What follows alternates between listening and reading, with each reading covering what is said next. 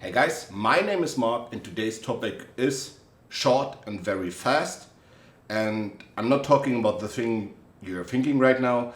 We talk about the new WOOTING 260 HE or HE60 and the new Apex, how's it called? Apex Pro Mini. I'm sorry, I'm so confused with those SteelSeries names.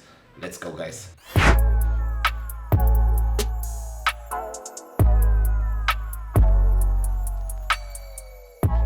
So, as I stated out already, we talk about two very new 60% keyboards, which are basically already have like bigger editions available on the market for a longer time. For the Apex version, it's the Apex TKL. I just showed in a second. And for the WOOTING one, it's like the WOOTING 1 and the 2HE, which I already also reviewed, which is also one of the latest versions they have, which is very improved compared to the very first WOOTING products, also in not only in quality, also in features in general. If SteelSeries is able or were able to improve on the new Apex Pro Mini, we will talk about this right now. And we just start off with one thing. Give me a sec. This one. This is the dad of the Mini. It is one of the most used competitive whatever keyboards. I have no idea why. It's pretty much the same thing as I stated out in my BenQ Sovi video. It's totally overhyped in my opinion because it's not fast and it's not good. One thing I really did not enjoy here on the German version was the ABS keycaps. The thing that not all switches were like omni-point switches, because all the switches which are not in the main field of input are like linear reds. That's also one thing. The other one was like the plastic in total, the super thick cable with the two USB slots, the totally unnecessary display with the omni-point adjustment over the scroll wheel if you want to in sets or settings and points, not in millimeters, which led to huge jumps and no adjustment, or there were no way to adjust it in any software in millimeters, which made this to one of the worst buys in my opinion ever possible in terms of Hall effect keyboards. Then the 2HE came out from WOOTING, the new version with the lacquer switches, and they totally erased this fucking keyboard because it was already not good, and on this point for like 30-40 euro less for a full-size keyboard, there was no point in the world to buy this keyboard. It's the worst pick you can do if you want to go for Hall effect keyboards, and it will stay the worst one, believe me. So we just go over to the Mini. What happened here? A lot of stuff happened. At first, USB-C cable. High quality cable, a little bit stiff, but still good. Well made. Was one of the things I said, okay, that's cool quality. Then, it's Mini now. I think a lot of guys who play or are playing competitive thought about, okay, I would like to play like this Apex Pro TKL. Without any reason, without saying anything, I would say okay, but Mini would be cool because it would fit better on my desk, on my desk mat, whatever. It just gives me more space to move with my mouse when I'm on the competition. Okay, I don't know, 2, 3, 4, 5 years later, the Mini is out now. It has new omni-point switches. It has a full omni-point switch layout now. So under every keycap is the omni-point switch. That's good. It has new stabilizers. Sounds way better, way more worthy than the old TKL. It has double shot PBT K-cups on all versions now. On the US English one, on the France one, on the German one, on the Japanese one, on the Nordic one, and on the Great Britain English one. That's one very fine move. It's still plastic. It has like this latch here where totally I don't know, one of the cheapest keycap puller I've ever seen is hidden.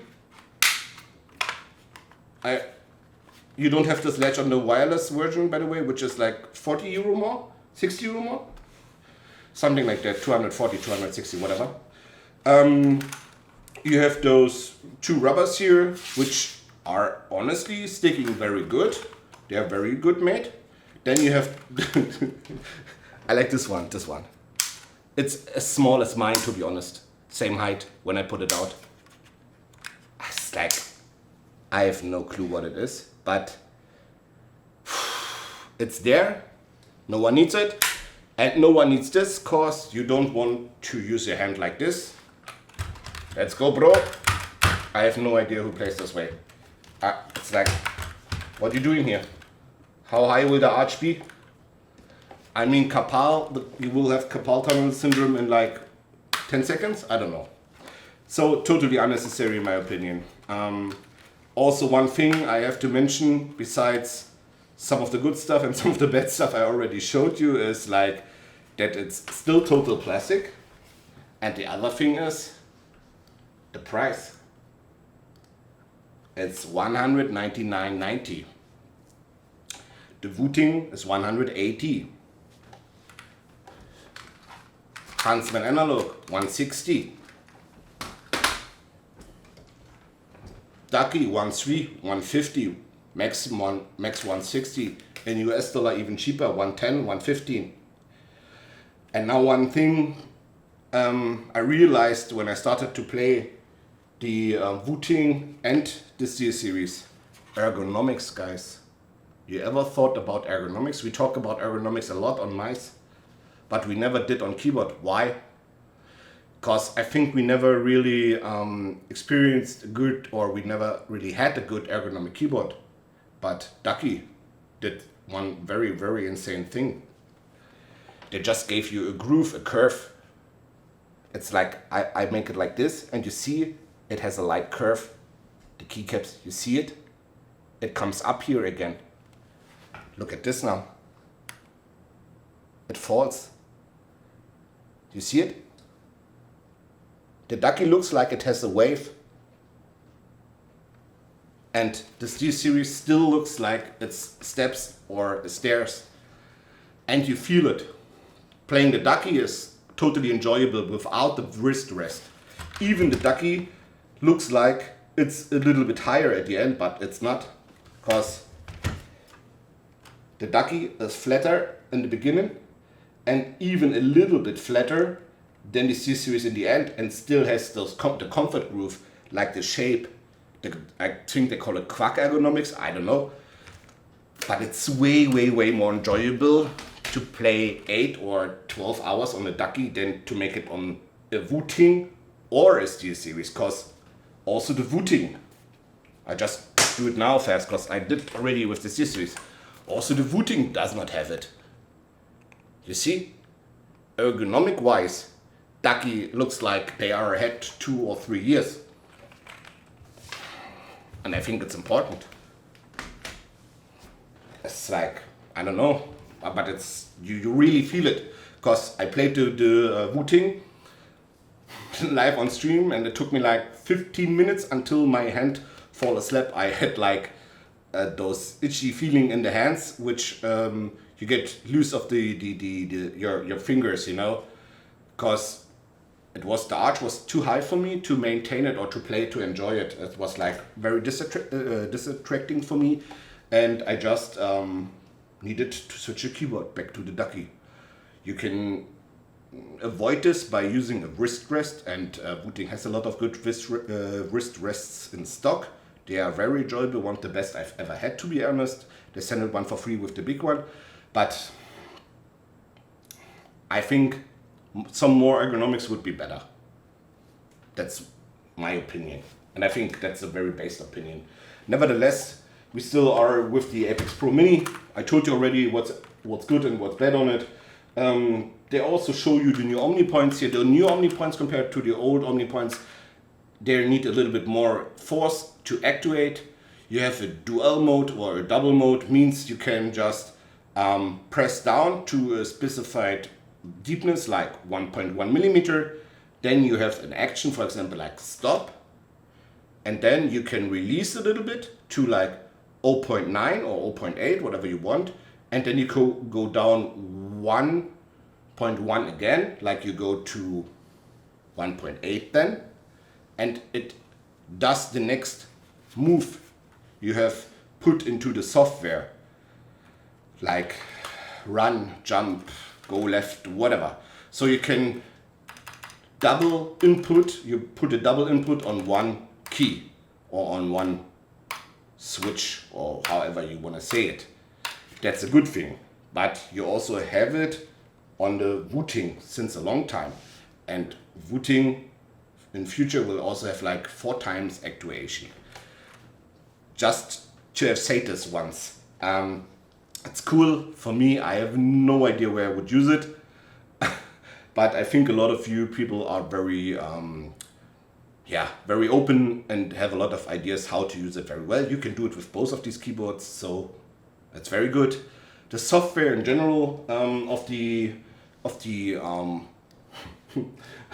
SteelSeries is still the old one.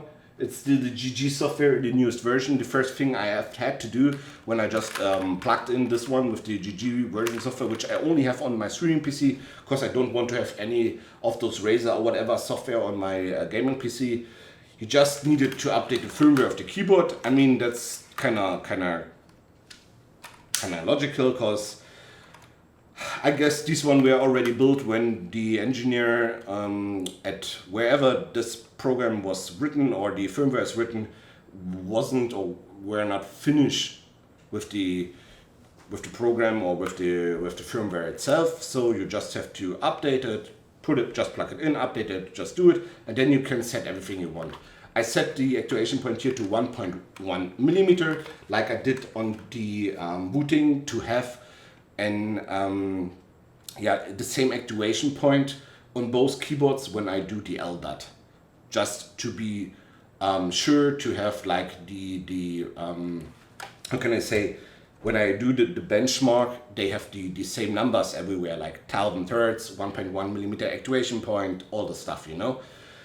So I did this, and you can save it on the onboard profile manager. I think it looked like you can save up to 4 profiles on board on this keyboard. That's really good. And I don't have the software here, and it still worked very good. You have those multi-layer mode, you have everything you needed. Everything supported by the software. Software is still roughly 350 megabytes big and still runs like 6 to 8 processes in the background. So I would not install it on my gaming PC because it's just fucking slowing down it and eats resources. That's it. We are done with the Apex mini keyboard. That was the first impression, or basically my impression and overview with the stats and everything I have to say about this keyboard. Now we go over to the WOOTING. The WOOTING is like lately one of the more famous or more viewers, or more like how can I say, more people are interested in WOOTING right now. Even they dropped, or they announced the 60HE, which a lot of people asked for after they saw how good the 2HE was, so the full-size keyboard. They just wanted to have a competitive small one, and WOOTING did it. It took a lot of time. We were one of those pre-order guys, but I received my reviewer sample before I received my own order. My own order was here like on 26th or 27th. And this also was the date of the embargo for releasing a YouTube video about it. But I wanted to make one, but then I realized the Apex Mini is there, and then I just wanted to make this video with both of them. So that's why the video is a little bit late or later than other videos of this keyboard. So I had it like 3 or 4 weeks before, or up front, before the embargo ends. I played it, I tested it. It came with the keycaps. Just to give you a brief overview, it still says pre-order for the most people who are pre-ordered to already and used air freight shipment. They have it already. For those who have pre-ordered with sea shipping, I think they get it in a month or something like this. But you can still order it. For all who want to do this, my tip, use the ARM CPU or MCU. Please use the ARM, don't you go with the RVR. I know it's faster, so you get it earlier. It's not faster, you get it earlier, but the ARM will save you more options in future for new firmware, new software, new gimmicks, new stuff you can do with the WOOTING later, okay? Just go with the ARM, please. It has the lacquer switches as it shows, then I go for German ISO, then I have those double shot PBT keycaps and black and mint already enabled, and it says 180 euros plus shipping. So that's still 20 euro less than the Apex Mini. And just by how it feels.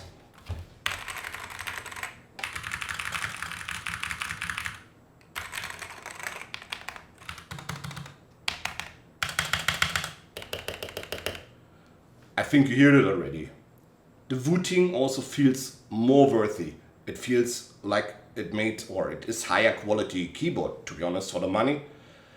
Sure, it's not on the Ducky level.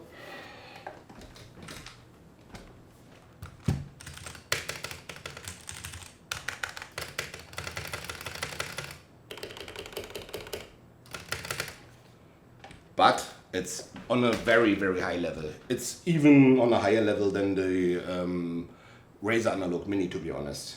So WOOTING did a very good job. Also, when you see the case of those, you hold them together. Sure, it's also only plastic, but look, just by when you see it from the front and it lays on your desk, it already looks better, you know? And also they just in overall did a way better work. One thing I really liked and was this: you don't need to download the software. You just have it online on this Wootility web assistant service. So it's like it connects over your browser to your keyboard. You can always manage the connection on off the layer. It has two layers of connection. One is the big layer, so it acknowledges and recognizes your keyboard, and the other one is the layer of you let the web software access to the keyboard. That's another level. You have to you have to allow both, and you can permit both of them, both levels.